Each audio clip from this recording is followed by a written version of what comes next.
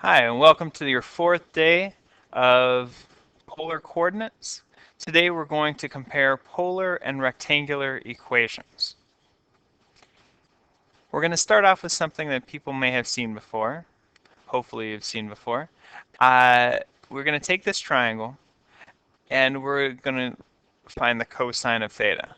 The cosine of theta is the adjacent over the hypotenuse, which is x over r. The sine of theta is the opposite over the hypotenuse, which is y over r. Tangent is opposite over adjacent. Secant is the opposite of cosine, or I should say the reciprocal of cosine, so it's r over x. Cosecant is the reciprocal of sine, so r over y. And cotangent is x over y. R squared, we can get r squared by taking x squared plus y squared. So if I take x squared plus y squared, that's going to be the same value as r squared. I can find theta if I found the inverse tangent of y over x. We could actually find theta by taking the inverse cosine of x over r, inverse sine of y over r. We could do that for each of these. However, inverse tangent of y over x is probably the most common way that we use. If we wanted to find out the value of x, the easiest one up here to find the value of x is using the cosine equation. We just have to multiply both sides by r. So x is equal to r cosine theta. And to find y, the easiest way is to use the sine equation, multiplying both sides by r. So y is equal to r sine of theta. Now let's plot the graph of r equals theta divided by 180. All right, I took out my calculator. Now remember, your calculator should be in polar mode. And since we're dividing by 180, and this is a theta, let's put this in degree mode. So we type in our equation, theta divided by 180. Our window is here. Let's just use a t-step of 10. 10's reasonable. If we hit graph, it starts in the middle and just keeps getting bigger and bigger and bigger and bigger, and it just keeps circling around. Now let's plot the graph r times 3 cosecant. Remember, our calculators don't have cosecant, so we have to put in 3 times 1 over sine of theta. So let's try it.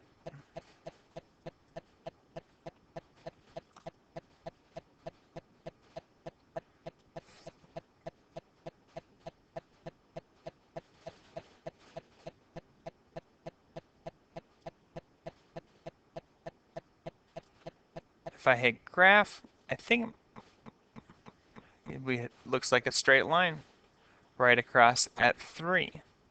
Huh. Now it says, use algebra to explain those results. Well, if we have r equals 3 times 1 over sine, that's the same thing as saying 3 times 1 over sine of theta. So I can multiply sine of theta on both sides. So I have r sine of theta is equal to 3. Now r sine of theta we learned earlier from this page. R sine of theta is the same thing as y in rectangular coordinates. So I can say this equals y and y equals 3. Notice how this is y equals 3 is a line that's horizontal at 3, and r equals 3 cosecant theta gives you the same line. Try this one. R equals 5 secant theta.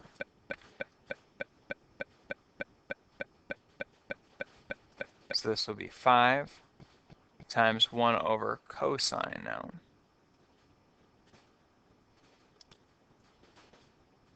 its graph is a vertical line. So if I wanted to explain this using algebra, I could say y is equal to 5 times 1 over cosine theta, which is r equals 5 over cosine theta.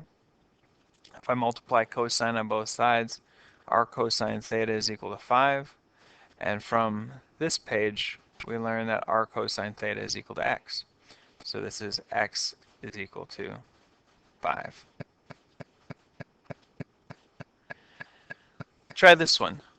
R is equal to 6 cosine theta.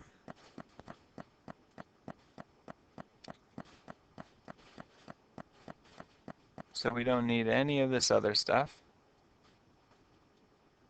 6 cosine theta.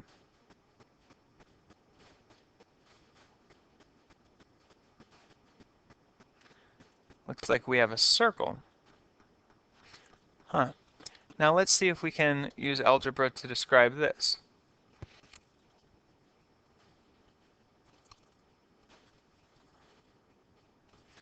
Alright, so if we look at this, what we have to do first is find out something that we can use instead of a cosine theta. So cosine theta is the same thing as x over r. So we can write this equation r is equal to 6 times x over r. So what I would do here is multiply both sides by r, and now I have r squared is equal to 6x. R squared, we also learned, is the same thing as x squared plus y squared. So x squared plus y squared is equal to 6x. So now from this equation, we know that it's a circle in rectangular coordinates. To find out exactly how to graph the circle, we'd have to subtract 6x from both sides. So I have x squared minus 6x plus y squared equals 0. I have to make this part a perfect square. To do so, I'm going to add 9 to both sides of the equation.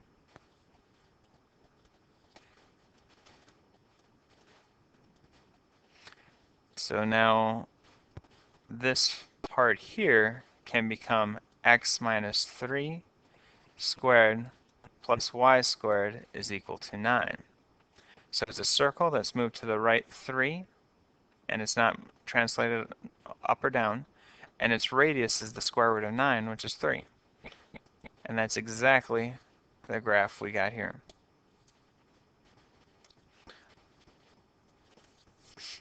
Now let's look at both of these graphs in rectangular coordinates and polar coordinates. First, this is the graph in rectangular coordinates. Let's graph it in polar coordinates. 1 plus 2 cosine theta. 1 plus 2 cosine theta. Now this is a limacon, just like we saw a couple days ago. It's going to look like this. Now look at what happens between these two values. Notice how this is negative. Also on this graph, between there and there, we get there's no value on this side. And the reason because this exists is because those values are going to be negative. So instead of graphing a point over here, they go backwards. It's because we have a negative r value. So all of the points that would have been in this region have now been reflected backwards. So it looks like there is a bare region. All right, now plot the graph r equals 6 sine 5 theta.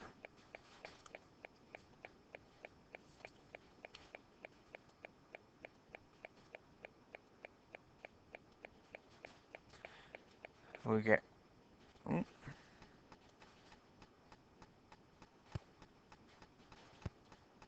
one extra parenthesis there. I got something like this. Now, if I would lower my theta step, it might get a little more descriptive. Yeah, it doesn't jump quite as much. Now, the question here asks, find the first range of positive values for theta for which r is negative. So we can see it starts out between 0 and this value here. I'll drag this thing here. These are all positive values because between 0 and this theta value, our r is showing something. But from there to there, it's open. And the reason why this is open is because the values of r are negative, so they reflect down and it creates all of these points. So to find the first range of positive values for which r is negative, what we can do is we can look back at our, we could graph this using our function mode.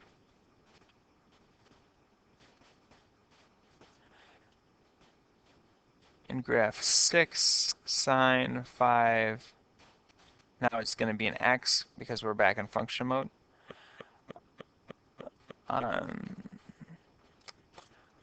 Our x's will want to go from 0. We could even go from 0 to 90 because we know it's between 0 and 90.